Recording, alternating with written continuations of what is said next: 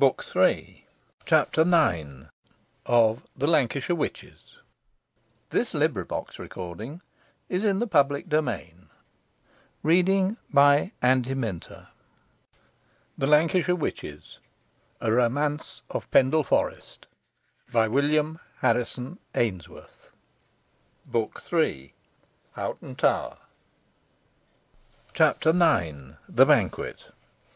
On the King's return to Houghton Tower, orders were given by Sir Richard for the immediate service of the banquet, it being the hospitable baronet's desire that festivities should succeed each other so rapidly as to allow of no tedium. The coup d'oeil of the banquet hall on the monarch's entrance was magnificent, panelled with black lustrous oak, and lighted by mullioned windows filled with stained glass, and emblazoned with the armorial bearings of the family. The vast and lofty hall was hung with banners, and decorated with panoplies and trophies of the chase. 3 long tables ran down it, each containing 100 covers.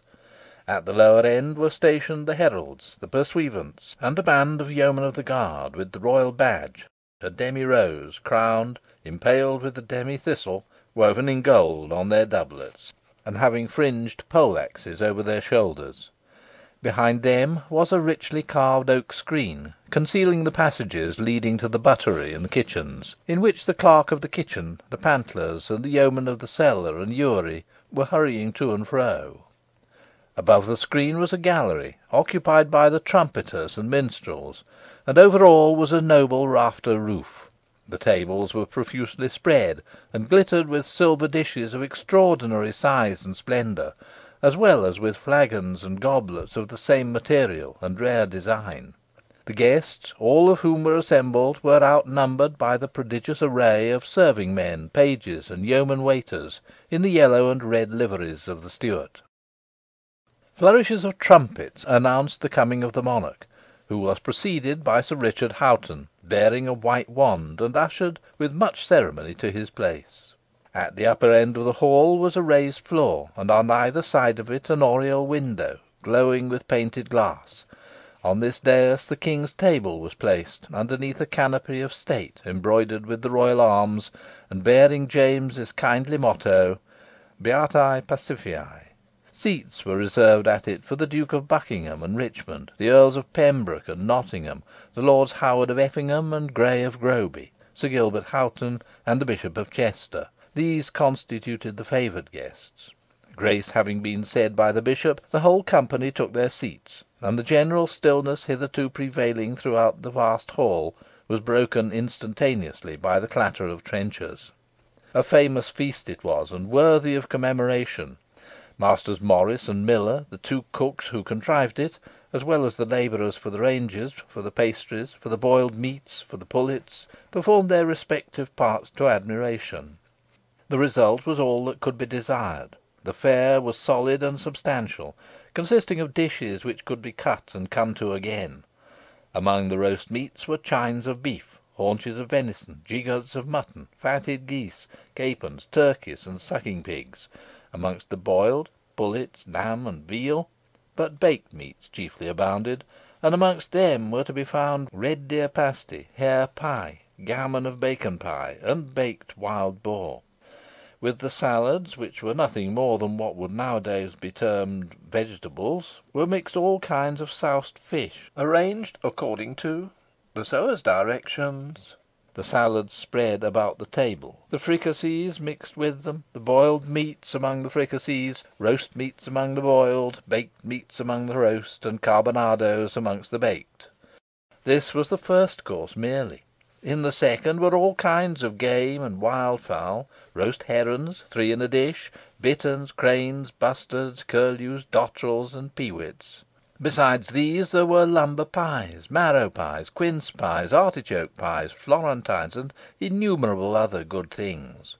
Some dishes were specifically reserved for the King's table, as a baked swan, a roast peacock, and the jowl of a sturgeon, soused. These, and a piece of roast beef, formed the principal dishes. The attendants at the royal table comprised such gentlemen as wore Sir Richard Houghton's liveries, and among these, of course, were Nicholas Assheton and Sherborne.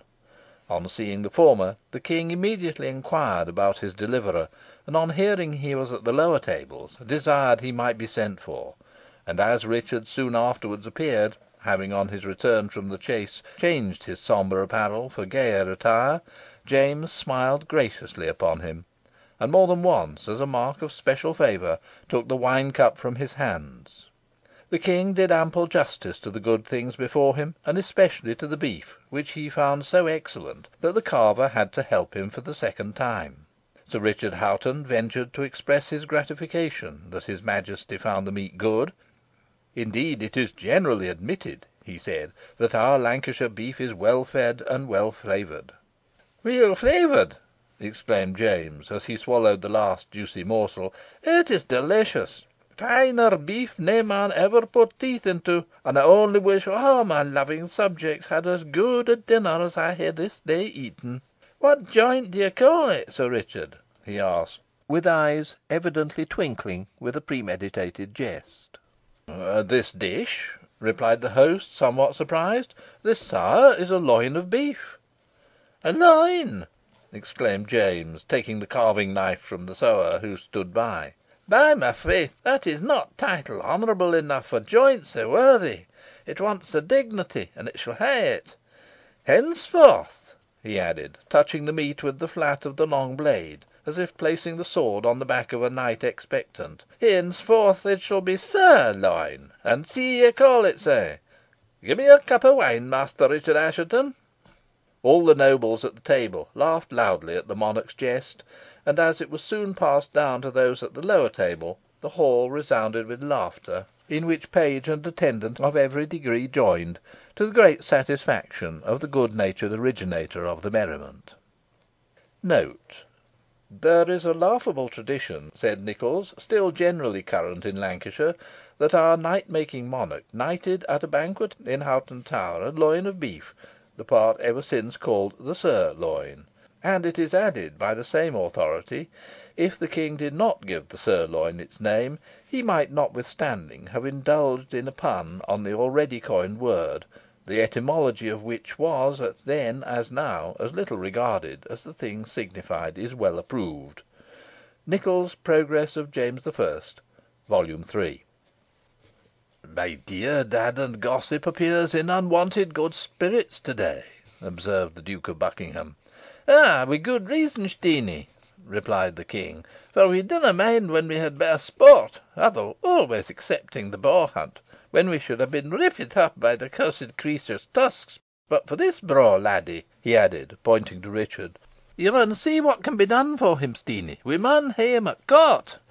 "Your Majesty's wishes have only to be expressed to be fulfilled," replied Buckingham, somewhat drily. "Were I the lad, I wadna place ower mickle dependence on the Duke's promises," remarked Archie Armstrong, in a low tone, to Nicholas. "Has your Majesty made any further inquiries about the girl suspected of witchcraft?" inquired Buckingham, renewing the conversation. "Ah, whisht, Steenie, whisht!" cried James. "Didna ye see her yoursel this morning?" he added, in a low tone.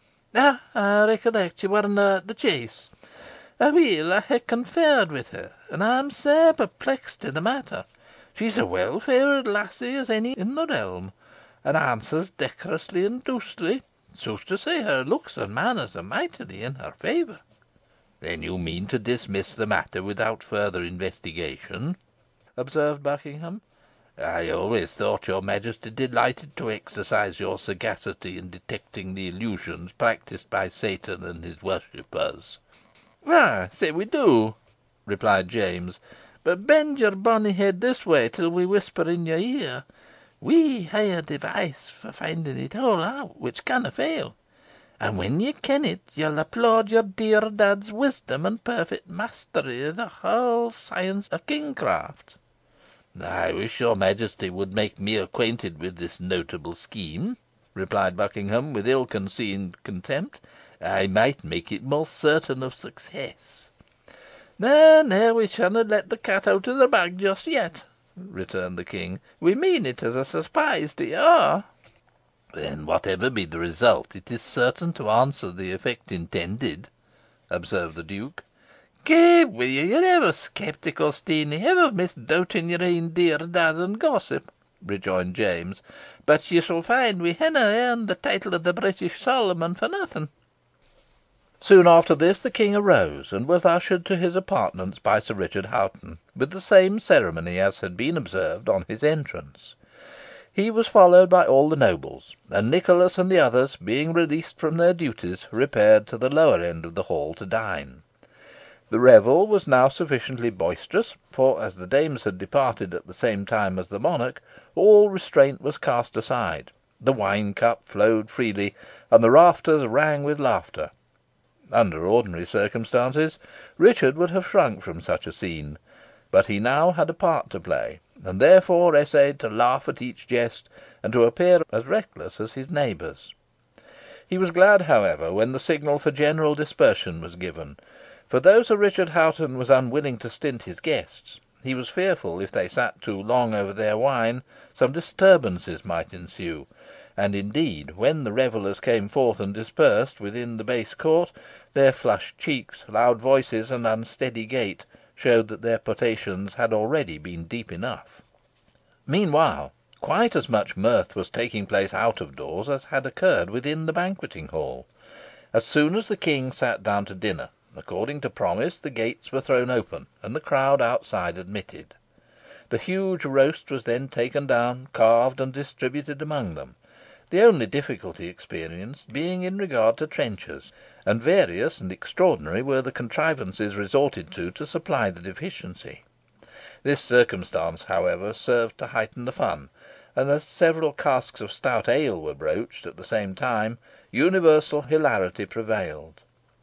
Still, in the midst of so vast a concourse, many component parts, of which had now begun to experience the effects of the potent liquor, some little manifestation of disorder might naturally be expected, but all such was speedily quelled by the yeomen of the guard, and other officials appointed for the purpose, and amidst the uproar and confusion, harmony generally prevailed. While elbowing his way through the crowd, Nicholas felt his sleeve plucked, and turning, perceived Nance Redferne, who signed him to follow her, and there was something in her manner that left him no alternative but compliance. Nance passed on rapidly, and entered the doorway of a building where it might be supposed they would be free from interruption. "What do you want with me, Nance?" asked the squire, somewhat impatiently. "I must beg to observe that I cannot be troubled farther on your account, and am greatly afraid aspersions may be thrown on my character if I am seen talking with you."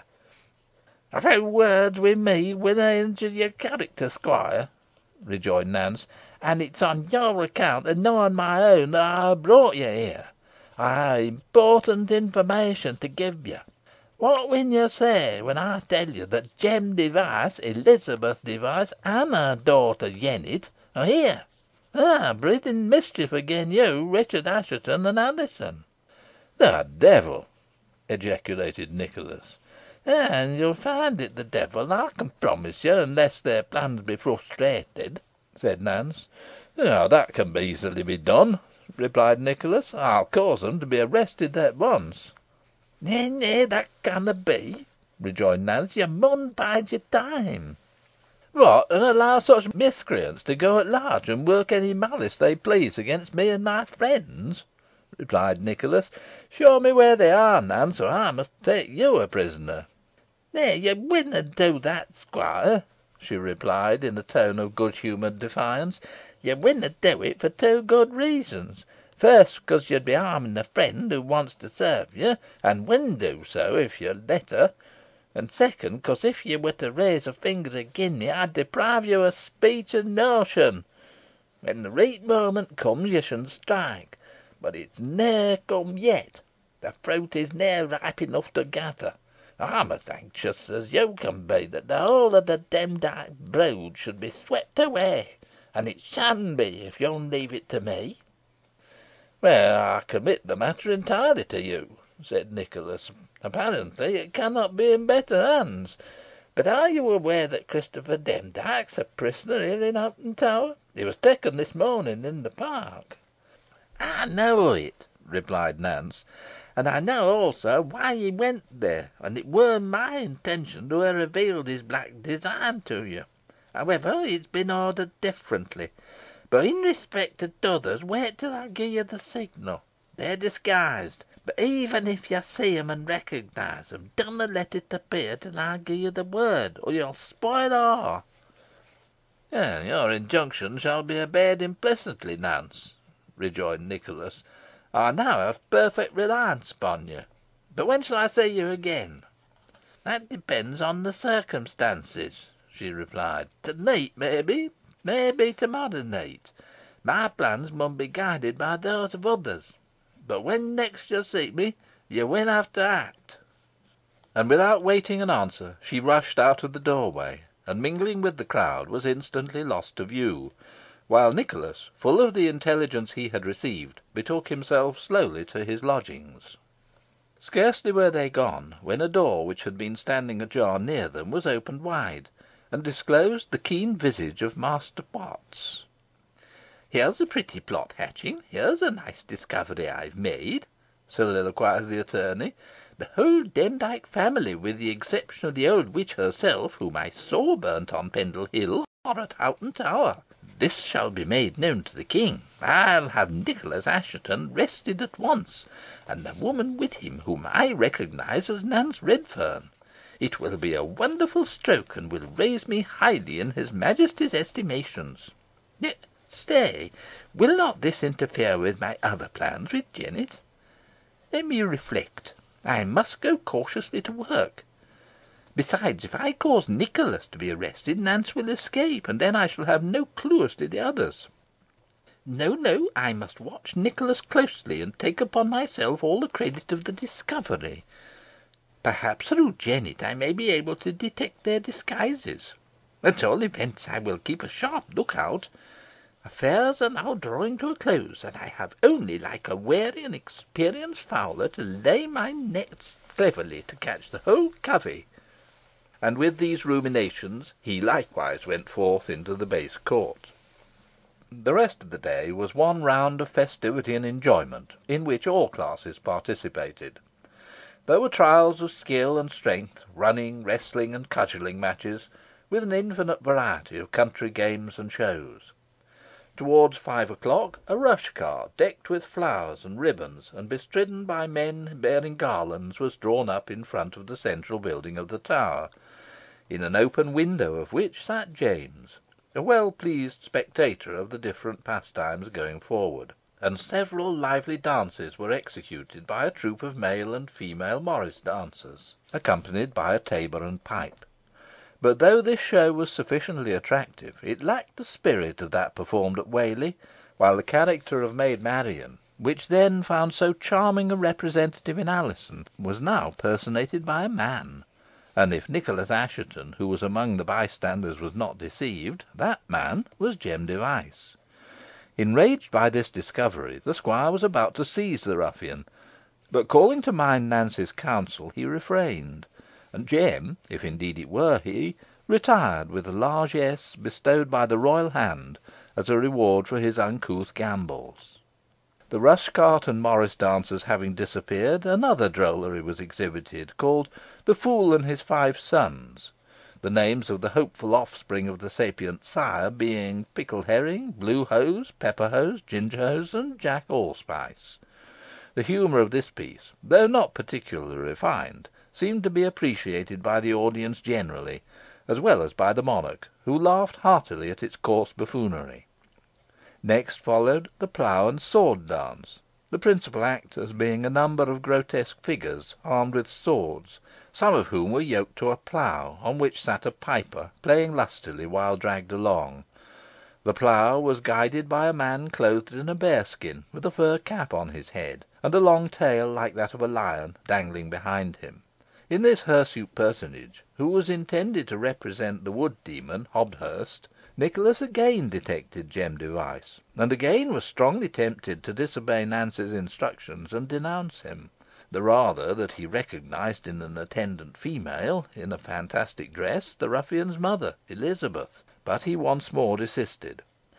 As soon as the mummers arrived in front of the King, the dance began.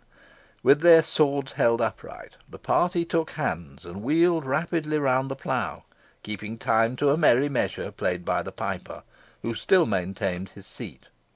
Suddenly the ring was enlarged to double its former size, each man extending his sword to his neighbour, who took hold of the point, after which a hexagonal figure was formed, all the blades being brought together. The swords were then quickly withdrawn, flashing like sunbeams, and a foursquare figure was presented, the dancers vaulting actively over each other's heads. Other variations succeeded, not necessary to be specified, and the sport concluded by a general clashing of swords, intended to represent a melee. Meanwhile, Nicholas had been joined by Richard Assheton, and the latter was not long in detecting the two devices through their disguises. On making this discovery, he mentioned it to the squire, and was surprised to find him already aware of the circumstance, and not less astonished when he was advised to let them alone, the squire adding that he was unable at that time to give his reasons for such counsel, but being good and conclusive, Richard would be satisfied of their propriety hereafter. The young man, however, thought otherwise, and, notwithstanding his relative's attempt to dissuade him, announced his intention of causing the parties to be arrested at once, and with this design he went in search of an officer of the guard, that the capture might be effected without disturbance. But the throng was so close round the dance that he could not pierce it, and being compelled to return and take another course, he got nearer to the mazy ring, and was unceremoniously pushed aside by the mummers. At this moment both his arms were forcibly grasped, and a deep voice on the right whispered in his ear, "Meddle not with us, and we will not meddle with you," while similar counsel was given him in other equally menacing tones, though in a different key, on his left. Richard would have shaken off his assailants and seized them in his turn, but power to do so was wanting to him. For the moment he was deprived of speech and motion, but whilst thus situated, he felt that the sapphire ring given him by the king was snatched from his finger by the first speaker, whom he knew to be Jem Device, while a fearful spell was muttered over him by Elizabeth.